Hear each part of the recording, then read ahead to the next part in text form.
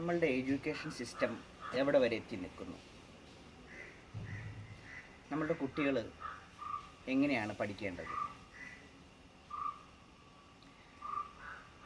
നമ്മളുടെ education system വഴി പഠിച്ചാൽ നമ്മുടെ കുട്ടികൾ ജീവിതത്തിൽ വിജയിക്കും. സ്കൂളിൽ തന്നെ പഠിക്കുന്ന കാര്യങ്ങൾ അതേപോലെ ട്യൂഷൻ സെൻ്ററുകളിൽ പഠിക്കേണ്ടതിൻ്റെ ആവശ്യകത എന്താണ്?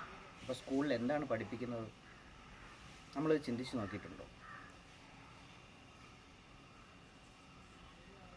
ചിന്തിക്കണം.